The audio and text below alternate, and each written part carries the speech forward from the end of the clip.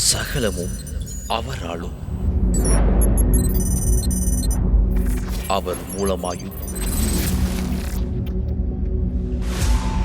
அவருக்காகவும் இருக்கிறது. வானூர்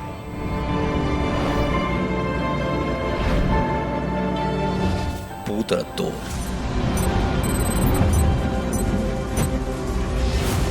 பூமியின் கீழானோர் யாவருடைய முழங்கால்கள் முடங்கும் நாமமுடையவர், அவரே மேலானவர்.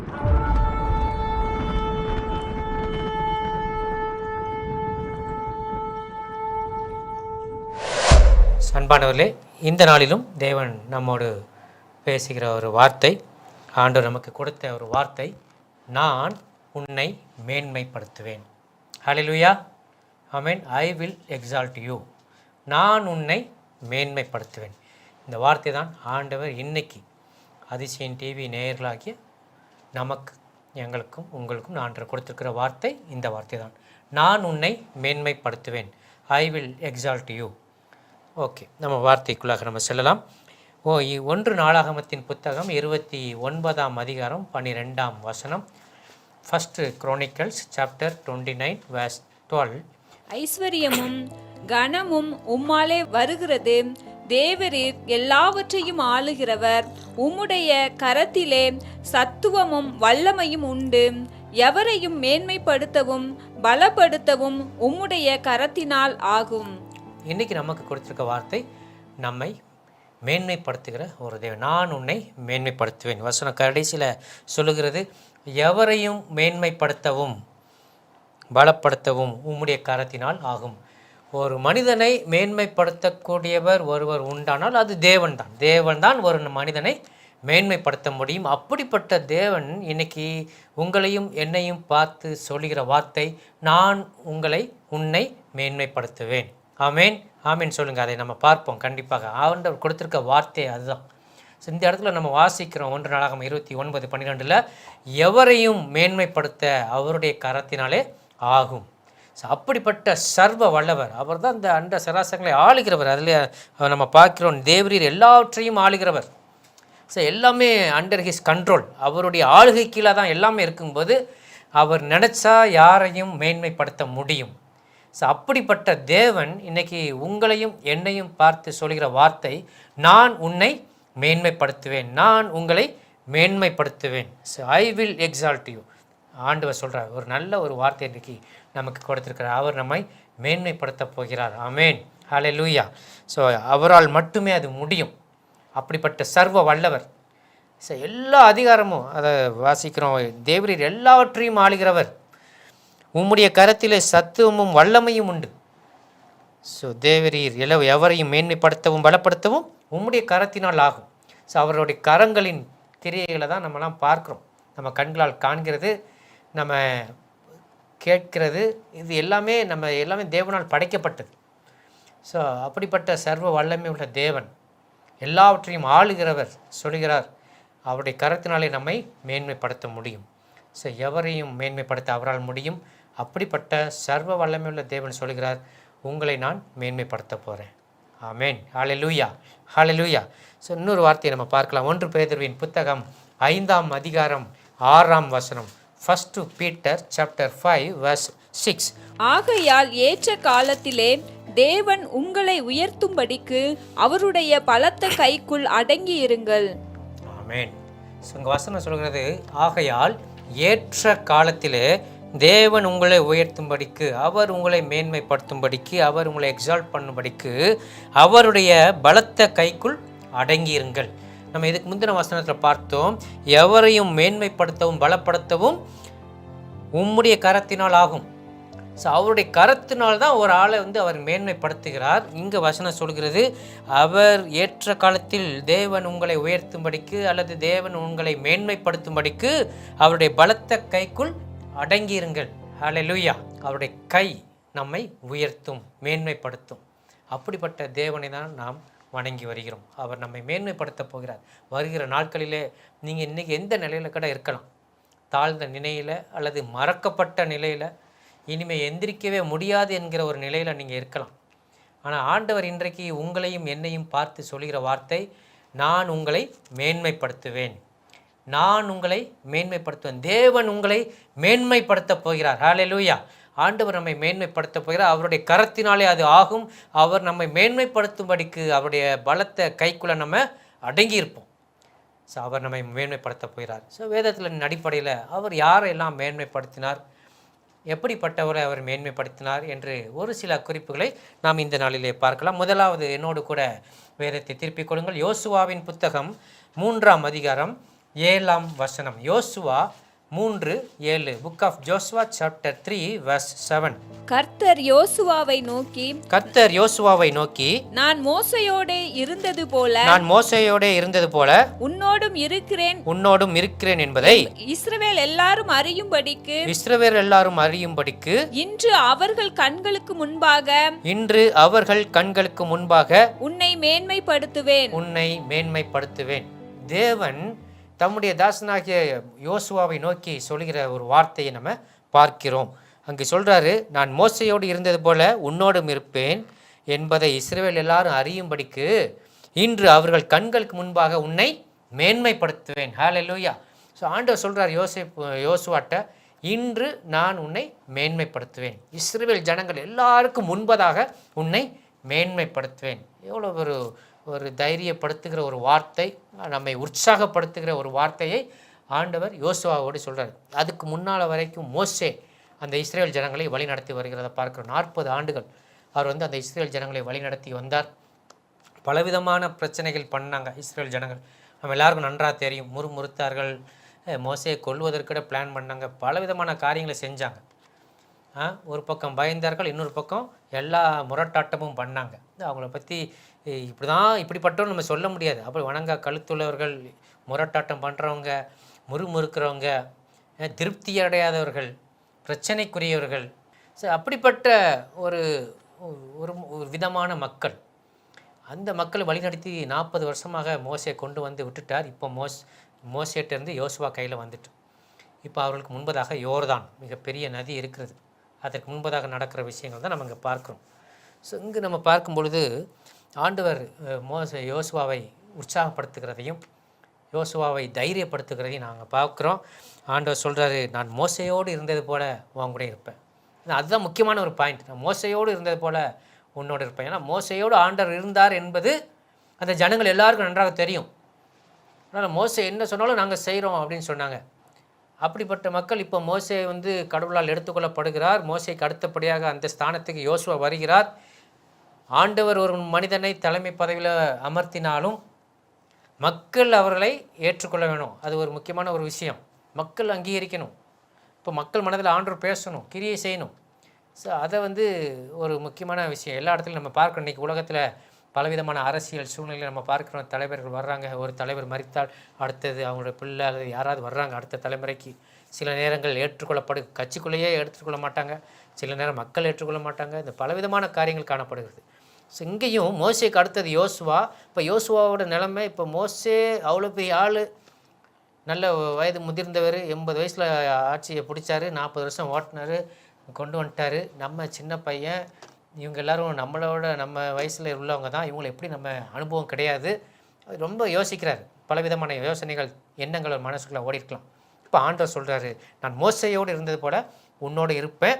அதை இந்த இஸ்ரேல் மக்கள் அறியும்படிக்கு இன்று நான் உன்னை மேன்மைப்படுத்துவேன். ஹல்லேலூயா. ஆண்டவர் இஸ்ரேல் ஜனங்கள், அந்த வணங்கா கழுத்துள்ளவர்கள், முரட்டாட்டம் உள்ளவர்கள் அல்லது பிரச்சனைக்குரியவர்கள், முறுமுறுக்கிறவர்கள், இவர்கள் எல்லாரும் மோசையோடு தேவன் இருந்தது எந்த அளவுக்கு உண்மையோ அதே அளவுக்கு தேவன் யோசுவாவோடு இருக்கிறார் என்பதை அறியும்படிக்கு யோசுவாவை மேன்மைப்படுத்த ஆண்டவர் திட்டம் கொண்டார். இங்கு நடந்தது என்னன்னா, மோசே யோசுவா என்ன பண்ணுறாரு, அதிகாலையில் அந்த அதிகாரத்தின் 3ஆம் அதிகாரத்தின் துவக்கத்திலேருந்து பார்த்தீங்கன்னா, இப்போ அவங்களுக்கு முன்பதாக ஒரு பெரிய பிரச்சனை. யோர்தான் நதி கரை புரண்டு ஓடிக்கொண்டிருக்கிறது. இப்போ அவங்க அதை கடந்து செல்லணும், இல்லைன்னா பெரிய பிரச்சனைக்குள்ளாக ஆவார்கள். சொல்லப்போனால் யோசுவாவை சொல்லி முடிச்சிருவாங்க அந்த மக்கள். அப்படிப்பட்ட மக்கள். ஏன்னா ஏற்கனவே மோசேட்ட இப்போ தான் சண்டை போட்டுட்டு இருந்தாங்க, நாங்கள் அங்கேயே செத்துருப்போமே, எங்களையும் வனாந்திரத்துக்கு கூப்பிட்டு வந்தீங்கன்ட்டு. இப்போ மோசே தாண்டி யோசுவா கையில் உடனே ஒரு பெரிய பிரச்சனை வருது. யோசுவாவுக்கு ரொம்ப பயம். ஆனாலும் அவர் மனிதனால் கூடாதது தேவனால் கூடும் என்பதை அந்த நாளிலே தேவன் நிரூபிக்கிறார் தன்னுடைய தாசனை கொண்டு. ஸோ ஆண்டவர் அவருக்கு ஆலோசனை கொடுக்காரு, இந்தந்த மாதிரி செய். வசனத்தை பார்த்தீங்கன்னா, 3 நாள் சென்ற பின்பு அதிபதிகள் பாளையம் எங்கும் போய் ஜனங்களை நோக்கி, நீங்கள் உங்கள் தேவனாகிய கர்த்தருடைய உடன்படிக்கை பெட்டியையும் அதை சுமக்கிற லேவியராகிய ஆசாரியர்களையும் கண்டவுடனே நீங்கள் உங்கள் இடத்தை விட்டு பிரயாணப்பட்டு அதற்கு பின் செல்லுங்கள். ஓகே, இந்த இடத்துல ஜனத்தின் அதிபதிகள், அதாவது அந்த அத்தாரிட்டியில் இருக்கிற அதிகாரிகள் அல்லது ஒவ்வொரு யோசுவாவுக்கு கீழே பல தளபதிகள் உண்டு. அவங்க எல்லாரும் மக்கள் மத்தியில் போய் சொல்கிறாங்க, அந்த கர்த்தருடைய பெட்டி, உடன்படிக்கை பெட்டி, அதை சுமக்கிறவர்கள் கண்ட உடனே, அவங்க எந்திரிச்சு மூவ் பண்ண ஆரம்பித்த உடனே நீங்கள் எல்லோரும் என்ன பண்ணணும், உங்கள் வேலையை விட்டுட்டு அதை ஃபாலோ பண்ண ஆரம்பிச்சிடணும். இப்போ அடுத்தது அவருக்கு முன்னதாக இருக்கிற யோர்தானை கடக்க வேண்டிய ஒரு சூழ்நிலை. அப்போ தேவ பிரசன்னம், அது உடன்படிக்கை என்பது, உடன்படிக்கை பெட்டி என்பது தேவனுடைய சமூகத்தை, அவருடைய பிரசன்னத்தை காட்டுது அந்த இடத்துல. அப்போ அது எங்கெல்லாம் இருக்கிறதோ அங்கு அதற்கு கீழ்ப்படியணும், அது வழிகாட்டுறபடி நம்ம சொல்லணும், அதனாலே முடியும் அப்படிங்கிறத அந்த இடத்துல அவர் தன்னுடைய மக்கள் எல்லாத்துக்கும் சொல்கிறார். மனிதனால் முடியாது, ஆனால் தேவனால் முடியும். அப்போ தேவன் என்ன சொல்லுகிறாரோ அதன்படி நம்ம செய்யணும். அவங்க எந்திரிச்சு நடந்தாங்கன்னா நீங்கள் நடக்கணும். அப்போ ஆண்டவர் என்ன சொல்லுகிறாரோ அதன்படி கேட்டு ஒரு நடக்கிற ஒரு தலைவனாக அவன் காணப்பட்டான். அப்படிப்பட்ட ஒரு தலைவனை தேவன் என்ன படுத்துகிறாரு, மேன்மைப்படுத்துகிறார். தேவனுடைய வார்த்தை கீழ்ப்படிந்து அவர் சமூகத்திலே காத்திருந்து அவர் சமூகத்தில் அவன் கிடைக்கிற ஆலோசனையின்படி அங்கு செயல்படுகிறத பார்க்குறோம். அவனால் எதுவும் முடியாது, மனிதனால் எதுவுமே செய்ய முடியாது. ஒரு யோர்தானை கடப்பது என்பது மனிதனால் முடியாத ஒரு காரியம். ஆனால் அங்கு ஒரு தேவனுடைய திட்டம் விளங்குகிறது. தேவனால் எல்லாம் கூடும், மனிதனால் கூடாதது தேவனால் கூடும் என்பது அங்கு நிரூபிக்கப்படுகிறது. தேவ பிரசன்னம் எழும்புகிற நேரத்தில் அவங்க அந்த இடத்த அவளை ஃபாலோ பண்ணணும் அப்படிங்கிறத சொல்லி கொடுக்குறான். தன்னுடைய ஜனம் எல்லாத்துக்கும் அந்த நியூஸு சொல்லப்படுகிறது. 100 அதிபதிகள் அல்லது அதிபதிகள் போய் ஒரு 100 பேருக்கும் எல்லாம் சொல்கிறாங்க. ஸோ எப்போ நீங்கள் அந்த உடன்படிக்கை எந்திரிச்சு மூவ் ஆகிறத பார்க்கிங்களோ, ஆசாரியர்கள் மூவ் பண்ணுறாங்களோ, அப்போ நீங்களும் அதை ஃபாலோ பண்ணணும். ஸோ இந்த 2, ஒன்று தேவனுடைய வார்த்தைக்கு அல்லது தேவனுடைய சமூகத்தை பின்பற்றுங்கள், அடுத்தது உங்களை பரிசுத்தம் பண்ணிக்கொள்ளுங்கள். அப்பொழுது தேவன் நம்ம மத்தியில் ஒரு அற்புதத்தை செய்வார். செங்கடலை பிளந்தவர் இந்த யோர்தானை பிளக்க முடியும் என்ற ஒரு நம்பிக்கை அங்கு யோசுவாவுக்கு இருந்ததை நம்ம பார்க்கிறோம். எனவே அது அருமையானவர்களே, இந்த நாளிலே அவருடைய வார்த்தைக்கும் அவருடைய சமூகத்திலே காத்திருக்கிறவர்களுக்கு, அவருடைய சமூகத்திலே அவருடைய வார்த்தையை கேட்டு நடக்கிறவர்களை அவர் மேன்மைப்படுத்த வல்லவராக இருக்கிறார். யாரை மேன்மைப்படுத்துவார்? அவருடைய சமூகத்திலே அவருடைய ஆலோசனையின்படி அவர் சொல்லுகிறதின் படி நடக்கிற ஒருவனை தேவன் என்ன செய்வார்? மேன்மைப்படுத்துவார். இன்றைக்கி அதனால தான் உடனே ஆண்டவர் சொல்கிறாரு, பின்பு யோசுவா ஆசாரியரை நோக்கி உங்கள் உடன்படிக்கை பெட்டியை எடுத்துக்கொண்டு ஜனங்களுக்கு முன்னே நடந்து போங்கள் என்றான். அப்படியே உடன்படிக்கை பெட்டியை எடுத்துக்கொண்டு ஜனங்களுக்கு முன்னே நடந்து போனார்கள். கடவுள் என்னென்ன சொல்கிறாரோ அதை அந்த மக்களுக்கு சொல்லிகிட்டே இருக்கிறார். அவனுடைய அதிபதிகளுக்கு சொல்கிறாரு, அதிபதிகள் செய்கிறாங்க. இவர் நேரடியாக உடன்படிக்கை பெட்டியை சுமக்கிற அந்த ஆசாரியர்களுக்கு தேவனுடைய ஆலோசனையின்படி வழி நடத்துகிறார். அப்போ தேவனோடு கூட ஒரு நெருங்கிய உறவு கொண்டு அவருடைய ஆலோசனையின்படி நடக்கிற ஒரு தலைவனுக்கு அல்லது ஒரு நபருக்கு, அப்படிப்பட்ட தலைவனை, அப்படிப்பட்ட நபரை ஆண்டவர் என்ன செய்வார்?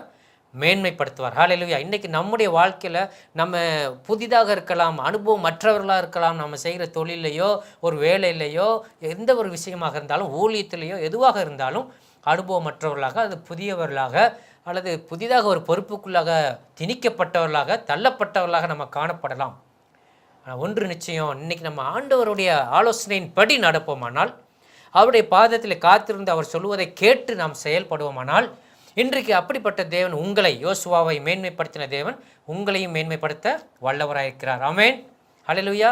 ஸோ எந்த ஒரு பொறுப்பு உங்கள் கையில் கொடுக்கப்பட்டிருந்தாலும் நீங்கள் கவலைப்படாதீங்க, தைரியமாக அதை ஏற்றுக்கொள்ளுங்க. மனிதனால் கூடாதது தேவனால் கூடும். ஒரு பெரிய பொறுப்பு வந்த உடனே பெரிய பிரச்சனை, யோசுவாவுக்கு அதான் காணப்பட்டுச்சு. மிகப்பெரிய பிரச்சனை, முடியாதது, மனிதனால் முடியாதது தான். இன்றைக்கி உங்கள் கையில் ஒரு பொறுப்பு கொடுக்கப்பட்டிருக்கிறது. இல்லாட்டி ஒரு பெரிய நீங்கள் ஆண்டவர் கீழ்ப்படைந்து ஊழியத்தின் பாதையில் இன்றைக்கி நீங்கள் ஒருவேளை முன் வருகிறவர்களாக காணப்படலாம். இன்றைக்கி உங்கள் வாழ்க்கையை நீங்கள் ஊழியத்துக்கு ஒப்பு கொடுத்துருக்கலாம். பயப்படாதீங்க. யோசுவாவோடு இருந்தவர், மோசேயோடு இருந்த தேவன் உங்களோடும் கூட இருந்து உங்களை மேன்மைப்படுத்துவார். அவருடைய சமூகத்தில் காத்திருந்து அவருடைய வார்த்தைக்கு கீழ்ப்படிந்து அவர் சொல்லுவதெல்லாம் நம்ம செய்யும் பொழுது அப்படிப்பட்ட தலைவனை, அப்படிப்பட்ட நபரை அவர் மேன்மைப்படுத்துவார். ஹல்லேலூயா. எனவே நம்முடைய வாழ்க்கையிலே தேவன் என்னையும் உங்களையும் மேன்மைப்படுத்த வேண்டும் என்றால் நம்ம செய்ய வேண்டியது அவருடைய சமூகத்தில் இருந்து அவர் சொல்லுவதை கேட்டு அதை நம்ம செயல்படுத்த வேண்டும். மனிதனால் கூடாதது மிகப்பெரிய பொறுப்பு, மிகப்பெரிய விஷயம், ஒரு கடினமான சூழ்நிலை, இயற்கைக்கு அப்பாற்பட்ட ஒரு அற்புதம் நடந்தாக வேண்டும் அப்படிங்கிற ஒரு சூழ்நிலை இருந்தாலும் பயப்படாதீங்க, ஆண்டவரை நம்புங்க, ஆண்டவர் சொன்னபடி செய்யுங்க, உங்களை பரிசுத்தம் பண்ணிக்கொள்ளுங்க. ஆண்டவர் உங்கள் மத்தியில் பெரிய காரியங்களை செய்வார், உங்களை மேன்மைப்படுத்துவார். அடுத்த வசனத்தில் தான் அந்த வசனம் சொல்லுகிறது, அவர் உடன்படிக்கை பெட்டியை எடுத்துக்கொண்டு ஜனங்களுக்கு முன்னே போனார்கள். அவங்க யோசுவா சொன்னபடி அவங்க செய்கிறாங்க. அடுத்த வசனத்தில் ஆண்டவர் யோசுவாவை பார்த்து சொல்கிறார், நான் மோசையோடு இருந்தது போல உன்னோடு இருக்கிறேன் என்பதை இஸ்ரவேலர் எல்லாரும் அறியும்படிக்கு.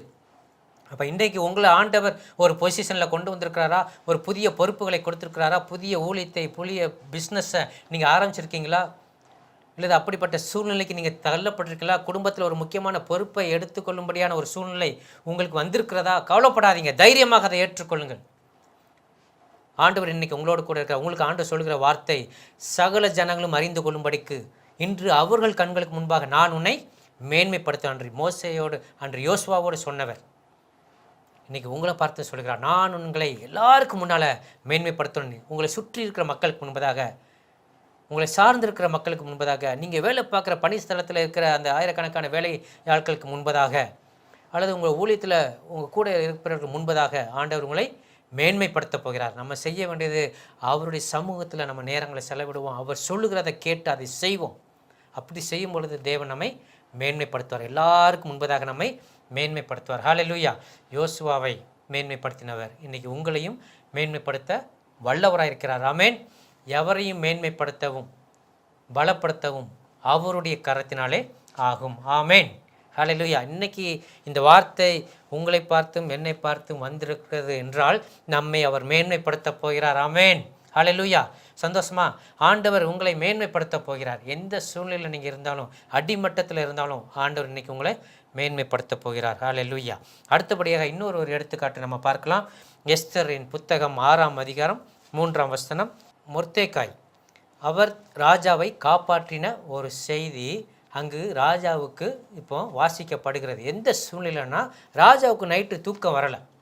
தூக்கம் வராதனால என்ன பண்ணுறாரு, அவர் அரண்மனை முற்றத்தில் நடந்து கொண்டிருக்கிறார். அப்போ என்ன சொல்கிறாரு, கால வர்த்தமானங்கள் அந்த புஸ்தகத்தை எடுத்துகிட்டு வாங்க, அதை வாசிங்க, என்ன நடந்துச்சுன்னு பார்ப்போம் அப்படிங்கிறது அதை வாசிக்க சொல்லுறாரு. அதை வாசிக்கிறாங்க. வாசிக்கும்போது அவரை கொலை செய்யும்படி ஒரு சதி திட்டம் தீட்டப்பட்டதையும், அந்த சதி திட்டத்திலிருந்து அவரை மொர்தெகாய் என்ற ஒரு நபர் வாசற்படியில் காவல் காக்கிற ஒரு காவலாளி காப்பாற்றினதும் அங்கு வாசிக்கப்படுகிறது. ஸோ ஆண்டவர் ஒருவனை மேன்மைப்படுத்த வேண்டும் என்று நினைத்தால் ராஜாவுக்கு தூக்கத்தை கொடுக்க மாட்டார். ஹல்லேலூயா. ஸோ இன்னைக்கு ஆண்டவர் உங்களை மேன்மைப்படுத்த வேண்டும் என்று நினைத்தால் உங்கள் அதிகாரிகள் உங்களை பற்றி நினைக்கும்படி செய்வார். உங்களை குறித்து நீங்கள் செய்த நன்மைகள், நீங்கள் செய்த நற்செயல்கள் இன்றைக்கி சமுதாயத்தில் மறக்கப்பட்டிருக்கலாம், உங்கள் குடும்பத்தில் மறக்கப்பட்டிருக்கலாம், ஊழியத்தில் மறக்கப்பட்டிருக்கலாம், நீங்கள் வேலை செய்கிற இடத்துல மறக்கப்பட்டிருக்கலாம். ஆனால் இன்றைக்கி ஆண்டவர் சொல்கிறார், மறக்கப்பட்ட அந்த செய்தி நினைவு கூறப்படும், நினைவுபடுத்தப்படும். எப்படி ராஜா ஆகாஸ்வேருக்கு தூக்கம் வரல, தூக்கம் வராதனால அதை வாசிக்க சொல்கிறார். வாசிக்க சொல்லும்போது அவர் காப்பாற்றப்பட்ட செய்தி சொல்லப்படுகிறது. அப்போ அவர் கேட்குறாரு, அவருக்கு என்ன செஞ்சோம், என்னை காப்பாற்றினாரே, என் உயிரை காப்பாற்றினாரே, இன்றைக்கி நான் உட்காந்து அதை கேட்டுட்டு இருப்பதற்கு காரணமான அந்த மொர்தெகாய்க்கு என்ன பரிகாரம் செய்யப்பட்டது, அவருக்கு என்ன பரிசு கொடுக்கப்பட்டது, அவர் எப்படி கனப்படுத்தப்பட்டார்னு கேட்கும்போது அவருக்கு எதுவுமே செய்யப்படவில்லை. பார்த்தீங்களா, ஒருத்தரை ஆண்டவர் மேன்மைப்படுத்த நினச்சிட்டா மனுஷங்க மறந்துடலாம். அதுதான் மனுஷருடைய இயல்பு, அதுதான். நன்மைகளை மறந்துடுவாங்க. நம்ம செஞ்ச ஒரு சின்ன தப்பு தான் 100 வருஷமாக சொல்லிட்டு இருப்பாங்க, வாழ்நாள் முழுசும் சொல்லிட்டு இருப்பாங்க. ஆனால் அதுக்கு முன்னால் ஒரு 10-15 நன்மைகளை செஞ்சுருப்போம், ஒரு நாளும் அதை பற்றி பேச மாட்டாங்க. இது எல்லா மனுஷருடைய இயல்பு, யாரும் விதிவிலக்கு இல்லை. நானும் சரி, நீங்களும் சரி, நம்ம எல்லாருமே நமக்கு தீமை செஞ்ச அந்த தீமையான விஷயங்கள், கசப்பான விஷயத்தை மறக்கவே மாட்டோம். அந்த ஆளை பார்த்ததுமே அவர் செஞ்ச தீமை ஞாபகத்துக்கு வரும். ஆனால் அதுக்கு முன்னால் நிறைய நன்மை செஞ்சுருப்பார், அதை நம்ம நினைக்கவே மாட்டோம். அதெல்லாம் நம்ம மாற்றணும், கட்டாயம் நம்முடைய எண்ணங்களை மாற்றணும். நிறைய நேரம் நமக்கு செஞ்ச தீமை, ஒரு சில தவறுகளை மற்றும் நான் ஒரு மனிதர்களையும் பார்க்குறோம். எல்லா மனிதர்களையும் நன்மைகள் உண்டு, நல்ல விஷயங்கள் உண்டு, அதை பார்ப்போம். நான் கற்றுக்கிட்டதை தான் ஒவ்வொரு மனிதன்ட்டையும் அவன்கிட்ட காணப்படுகிற நல்லது எது, அதை எப்படி பயன்படுத்தலாம், அதுதான் நாங்கள் யோசிக்கிறேன். ஸோ நம்முடைய வாழ்க்கையில் நமக்கு அதே நபர் தப்பு செஞ்சுருக்கலாம், விரோதமாக செஞ்சுருக்கலாம், அதை பற்றி பெருசாக நம்ம பேசி கொண்டு இருக்கக்கூடாது. ஸோ நமக்கு செய்த நன்மைகளை நினைத்து பார்ப்போம், தவறுகளையே நம்ம பார்த்துட்டு இருக்கக்கூடாது. எல்லாரும் அடுத்தவங்க செஞ்ச தப்பை மட்டுமே பார்த்துட்டு இருந்தால் வாழ்க்கையில் முன்னேற முடியாது. நல்ல மனுஷனே இங்கே பார்க்க முடியாது, நம்மளும் நல்ல மனுஷங்களாக இருக்க முடியாது. ஸோ அடுத்தவங்களும் அதை தான் நம்மகிட்ட பார்த்துட்ருப்பாங்க. நம்ம அடுத்தவங்களுக்கு என்ன செய்ய நினைக்கிறோமோ அதை தான் மற்றவங்க நமக்கு செய்வாங்க. இதுதான் வேத வசனம். அப்போ நம்ம அடுத்தவங்கள்ட்ட காணப்படுகிற நல்லதை பார்ப்போம், நன்மைகளை பார்ப்போம். எல்லாருமே நமக்கு பல விதங்களில் நன்மை செய்திருப்பாங்க. இதேமாரி ஆண்டவர் வச்சுருந்தாருன்னா இன்றைக்கி நான் இருக்க முடியாது, நீங்களும் இருக்க முடியாது. ஆண்டவர் நம்முடைய பாவங்கள், அக்கிரமங்கள் எல்லாவற்றையும் கடலின் ஆழத்தில் போட்டால் திரும்பி பார்க்குறதில்ல. நம்ம தான் அதை திரும்பி திரும்பி பார்த்து சாக்கடையை தோன்ற மாதிரி தோண்டி திரும்ப திரும்ப போய் அவர்கிட்ட மறந்ததெல்லாம் போய் சொல்லிக்கிட்டு இந்த பழக்கத்தெல்லாம் நம்ம விட்டுறணும். ஆதி காலத்தில் செஞ்ச பாவம் அதெல்லாம் போய் திரும்ப திரும்ப ஆண்டவர்கிட்ட சொல்லி அவர் கடலின் ஆழத்திலே போட்டு அதை பார்க்காம அவர் இருக்கிறார். அதை போய் எடுத்துக்கொண்டு போய் ஆண்டவர்கிட்ட போய் சொல்லிட்டு இருப்போம். இது நம்மளை பற்றி சொல்கிறது. அது போக அடுத்தவன்ட்டையும் அவன் அதுக்கப்புறம் நல்லது செஞ்சுருக்கலாம், அதுக்கு முன்னாடி நல்லது செஞ்சுருக்கலாம். ஆனால் என்றைக்கோ ஒரு நாள் செஞ்ச அந்த தப்பு அது பார்த்த உடனே அதான் ஞாபகத்துக்கு வரும். நம்மளுக்கு நல்லதே ஞாபகத்துக்கு வராது. அதெல்லாம் நம்ம மாறணும். ஆண்டவர் நம்மளை நல்லவராக தான் பார்க்குறாரு. அவர் நல்லவர், அவரை மாதிரியே நம்மளையும் பார்க்குறாரு. நம்மகிட்ட இருக்க நல்ல குணங்களை பார்த்து தான் நம்மளை இன்னும் உயிரோடு வச்சுருக்கிறார். நம்மளை கொண்டு சில காரியங்களை செய்யணும் திட்டமிடுறார். அதை நம்ம பார்ப்போம். ஸோ இந்த இடத்துல மொர்தெகாய் செய்த அந்த நன்மையான விஷயத்துக்கு எதுவுமே செய்யப்படவில்லை. ஆனால் அதை ராஜாவுக்கு ஞாபகப்படுத்தும்படியாக அன்றைக்கி ஆண்டவர் கிரியை செய்கிறார். ராஜாவுக்கு தூக்கம் வரலை. தூக்கம் வராதனால அந்த புக் எடுத்து வாசிக்கிறார். வாசித்ததினால அங்கே ஒரு காரியங்கள் இந்த சூழ்நிலையை பார்த்தீங்கன்னா மொர்தெகாயை கொலை பண்ணுவதற்கு ஒருத்தர் பிளான் பண்ணிட்டு இருக்கிறார். அதான் நம்ம 1 பேதுரு 5:6 வாஸ்தமே, ஏற்ற காலத்தில் தேவன் உங்களை உயர்த்தும்படிக்கு, சரியான நேரத்தில் தேவன் உங்களை மேன்மைப்படுத்தும்படிக்கு, அதுக்குன்னு ஒரு நேரம் உண்டு. நம்ம இன்றைக்கி நடப்போம். ஆண்டவர் ஒரு டைம் வச்சுருப்பார். அன்றைக்கே அதை பண்ணியிருந்தா இன்றைக்கி அவன் செத்து போயிருப்பான். மொர்தெகாய் என்ன நடந்திருக்கும்? ஆமான் திட்டம் அங்கே நடந்துருந்துருக்கும். புரியுதா? மொர்தெகாய்க்கு அவன் ராஜாவை காப்பாற்றின அடுத்த நாள் அவனுக்கு ஒரு வெகுமதி கொடுத்து எல்லாம் செய்யப்பட்டிருந்தது. ஆனால் இன்றைக்கி ஆமான் செஞ்ச அந்த தூக்கு மேடையில் மொர்தெகாய் தொங்கியிருப்பார் அடுத்த நாள். ஆனால் ஆண்டவர் இதை எல்லாவற்றையும் அவர் நேற்றும் இன்றும் என்று மாறாதவர், எல்லாவற்றையும் அறிந்தவர். ஃப்யூச்சரில் என்ன நடக்க போகுதுன்னு தெரியும். அதனால தான் அன்னைக்கு அவருக்கு செய்ய வேண்டிய அந்த நற்கிரியை செய்யப்படவில்லை. இப்போ சரியான நேரத்தில் அவனை காப்பாற்றவும் அவன் மூலமாக யூத சமூகத்தையே காப்பாற்றவும் தேவன் திட்டம் கொண்டிருந்ததுனால இன்னைக்கு அதை ராஜாவுக்கு ஞாபகப்படுத்துறார். ஹல்லேலூயா! நம்ம ஆண்டவர் எவ்வளோ நல்லவர் பார்த்தீங்களா? நம்மளுக்கு புரியாது நிறைய விஷயம். சரி, நான் எவ்வளோ நல்லது செஞ்சேன், எல்லாரும் அதை மறந்துட்டாங்களே, கொஞ்சம் ஒருத்தர் கூட அதுக்கு நன்றி சொல்லலையே, அல்லது அதுக்கு ஒரு பரிகாரம் செய்யலையே, எனக்கு ஏதாவது கிடைக்கும் நினச்சேன் செய்யலையே, எனக்கு நியாயமாக கிடைக்க வேண்டிய நியாயங்கள் கிடைக்கலையே. இன்றைக்கி அப்படி யோசிச்சுட்டு இருக்கீங்களா? ஆண்டவர் இன்னைக்கு மொர்தெகாய்க்கு அன்னைக்கு தாமதப்படுத்தினதுக்கு ஒரு பெரிய திட்டம் தேவனுக்கு உண்டு. ஒரு யூத சமூகத்தையே காப்பாற்றும்படியாக மொர்தெகாய்க்கு கிடைக்க வேண்டிய அந்த நியாயமோ அல்லது கிடைக்க வேண்டிய பரிசோ தாமதமாக கிடைத்தது. அன்னைக்கு அது கிடைத்திருந்தால் இன்னைக்கு மொர்தெகாயும் சேர்த்திருப்பார், யூத சமூகமும் அன்னைக்கு அழிக்கப்பட்டிருக்கும். ஆனால் தேவன் எவ்வளோ நல்லவர். நம்மளுடைய எல்லாவற்றையும், நம்முடைய எதிர்காலத்தை அறிந்த நம்முடைய தேவன் நம்முடைய வாழ்க்கையில் அவர் செயல்படுவது அது ஆச்சரியமானது, அதிசயமானது. நம்முடைய எண்ணங்கள் அவருடைய எண்ணங்கள் நம்முடைய எண்ணங்கள் போல அல்ல, அது மேலானவைகள். ஹல்லேலூயா! நம்ம மேன்மைப்படுத்த வேண்டும் என்று, நம்மை தப்புவிக்க வேண்டும் என்று சில காரியங்களை அவர் தாமதப்படுத்துகிறார், பின்னதாக செய்கிறார். உண்மையாகவே யோசித்து பாருங்கள். அன்னைக்கே அவருக்கு கிடச்சிச்சுன்னா அடுத்த நாள் ஆமான் தயார் பண்ணி வச்சிருந்து அந்த தூக்கு மேடை மொர்தெகாய்க்கு தான். ஆனால் ஆண்டவர் எப்படி சூழ்நிலையை மாத்திரா பார்த்தீங்களா? சரியாக செய்கிறவர், நேர்த்தியாக செய்கிறவர் நம்முடைய தேவன். ஹல்லேலூயா! ஸோ அன்பானவரே, அவர் நல்லவர் நல்லவர் நல்லவர், வேறு எதுவுமே நம்ம சொல்ல முடியாது. அவருடைய எண்ணங்கள், அவருடைய செயல்கள் எல்லாம் ஆராய்ந்து முடியாதவைகள். ஆமானை கொலை செய்யணும்னு ஒரு பிளான் பண்ணியிருக்காப்புல. இப்போ ராஜா கேட்டதும் தன்னை தான் கேட்குறாருன்ட்டு அவன் எவ்வளவோ நல்லா செய்யணுமோ அவ்வளோத்தையும் சொல்கிறாரு. ஸோ அவன் யாரை கொலை செய்ய வேண்டும் என்று நினைத்தானோ அந்த நபருக்கு இவன் யாரை மேன்மைப்படுத்தணும்னு சொன்னானோ அந்த செயல் போகிறது. இவனை கொலை செய்யணும்னு திட்டம் போட்ட அவன் அந்த இடத்துல தூக்கு மரத்தில் தொங்க வைக்கப்படுகிறான். எவ்வளோ வித்தியாசமான ஒரு விஷயம், ஆச்சரியமான ஒரு விஷயம், நம்ம புத்திக்கு எட்டாத ஒரு விஷயம். தேவன் எதையும் மாற்ற முடியும் தேவனால். ஹல்லேலூயா! ஸோ தான் வேலையில் கரெக்டாக இருந்தார். மொர்தெகாயை பற்றி சொல்லணும்னா தன்னுடைய வேலையில் கரெக்டாக இருந்தார். அவர் ஒரு காவலாளி. அரசாங்கத்தில் அரண்மனையில் முற்றத்தில் வாசலில் காவல் காக்கிற ஒரு காவலாளி. தன்னுடைய எஜமானுக்கு ஒரு ஆபத்து வந்தது என்று கேள்விப்பட்ட போது அந்த ஆபத்தை குறித்து எஜமானுக்கு சொல்ல வேண்டிய விதத்தில் சொல்லி தன்னுடைய எஜமானை ராஜாவை காப்பாற்றுகிறார். அவர் செஞ்சது அதுதான். இன்னைக்கு தேவன் அவரை காப்பாற்றுகிறார், அவர் மூலமாக அவருடைய சமூகத்தையே காப்பாற்றுகிறார். ஹல்லேலூயா! ஸோ அதற்காக தான் எல்லாவற்றையும் தேவன் செய்கிறார். எனவே அன்பானவர்களே, நம்முடைய வாழ்க்கையில் தேவன் எப்படிப்பட்ட சூழ்நிலையில் நீங்கள் இருந்தாலும் எல்லாவற்றையும் தலைகளாக மாற்ற நம்முடைய தேவனால் முடியும். மொர்தெகாயினுடைய நிலைமை அப்படியே காரியம் மாறுதலாய் முடிந்தது. எல்லாம் மாறிப்போச்சு. தூக்கு மரத்தில் யாருக்கு அவன் செஞ்சவனே அதில் தூக்கு மரத்தில் தொங்க வைக்கப்பட்டான். யாரை குறித்து பெருசாக அவன் பேசினானோ அது அவன் எதிராளிகளுக்கு செய்யப்பட்டது. தேவன் கனப்படுத்துகிற ஒரு மனுஷனை கனப்படுத்தணும், மேன்மைப்படுத்தணும் நினச்சிட்டா காவல் சாலையில் இருக்கிற ஒருத்தனை பெரிய அதிகாரியாகவும் தேவனால் மாற்ற முடியும். ஹல்லேலூயா. ஸோ ஒரு சாதாரண ஒரு வேலைக்காரனாக, முற்றத்தில் காவல் காக்கிறவனாக, ஒரு கேட் கீப்பராக இருந்த அவனை ராஜா மேன்மைப்படுத்துகிறார். அவனுக்கு எல்லா விதமான விதத்திலும் அவனுக்கு கொடுக்கப்படுகிறத நம்ம அங்கு பார்க்கிறோம். உங்களுக்கு விரோதமாக செயல்பட்டு இருக்காங்க, உங்கள் கம்பெனிலேயோ, நீங்கள் வேலை பார்க்குற இடத்துலையோ, நீங்கள் உங்கள் ஸ்கூல்லையோ, அல்லது உங்கள் ஊழிய ஸ்தாபனத்திலேயோ, உங்கள் தெருவுலையோ உங்களுக்கு விரோதமாக யார் செயல்படுறாங்களோ அவனை கொண்டே ஆண்டவர் உங்களை மேன்மைப்படுத்த முடியும். ஹல்லேலூயா. ஆமென். ஸோ அதற்குன்னு ஆண்டவர் திட்டம் வைத்திருக்க, நேரம் வைத்திருக்கிறார். அந்த நேரத்தில் ஆண்டவர் செய்வார். மொர்தெகாய் விஷயத்தில் மிகப்பெரிய ஒரு திட்டத்தை தேவன் செயல்படுத்துகிற பார்க்குறோம். உண்மையாகவே ஆச்சரியமானது. நமக்கு தான் புரிய மாட்டேங்குது. ஸோ அவன் ஏற்கனவே அந்த நன்மை அவனுக்கு கிடைத்திருந்தால் இன்றைக்கி அவனும் செத்து போயிருப்பான், அந்த யூத ஜனங்களும் அழிக்கப்பட்டிருப்பாங்க. ஆனால் சரியான நேரத்திலே நேர்த்தியாய், சரியாய், செம்மையாய் செய்கிற நல்ல ஒரு தேவன் நம்முடைய தேவன். மொர்தெகாயையும் காப்பாற்றுகிறார், அந்த யூத ஜனத்தையும் அவன் மூலமாக அவர் காப்பாற்றுகிறதை நம்ம பார்க்கிறோம். இன்றைக்கி ஆண்டவர் ஒருவனை மேன்மைப்படுத்த வேண்டும் என்றால் அவன் எதிராளி மூலமாகவும் அவரால் மேன்மைப்படுத்த முடியும். ஆமென். ஸோ மொர்தெகாயை கொலை செய்யணும்னு நினச்சவன் மூலமாகவே அவன் மேன்மைப்படுத்தப்பட்டதை பார்க்குறோம். இதெல்லாம் உலகத்தில் எங்கேயுமே நடக்காத விஷயம். முடியாததை முடிய பண்ணுகிறவர் நம்முடைய தேவன். உங்களுக்கு விரோதமாக இருக்கிறவர்களை உங்கள் பக்கம் கொண்டு வருவார், உங்களை உயர்த்த வைக்கவும் செய்வார். ஆமென். ஸோ அப்படிப்பட்ட தேவனை நம்ம வணங்குகிறோம். So nothing is impossible for God. எதுவுமே அவரால் முடியாது என்று கிடையாது. மனிதனால் கூடாது, தேவனால் கூடும். ஸோ தன் வேலையில் கரெக்டாக இருந்தான், அது அவனை ஒரு பெரிய உயர்வுக்கு கொண்டு போனது. ஸோ நிறைய நன்மை செஞ்சுருப்பீங்க. நீங்கள் செய்கிற வேலை, உங்கள் வேலை ஸ்தலத்தில் உண்மையாக இருந்திருப்பீங்க, கரெக்டாக செஞ்சுருப்பீங்க, ஒருத்தருக்கிற பாராட்டியிருக்க மாட்டாங்க. இரவு பகலாக பாடுபட்டு கஷ்டப்பட்டு தலையெல்லாம் பிச்சு உங்கள் கம்பெனியை நீங்கள் காப்பாற்றி விட்டுருப்பீங்க. அதற்கான ஒரு வெகுமதியோ ஒரு பாராட்டோ உங்களுக்கு கிடைச்சிருக்காது. கவலைப்படாதீங்க.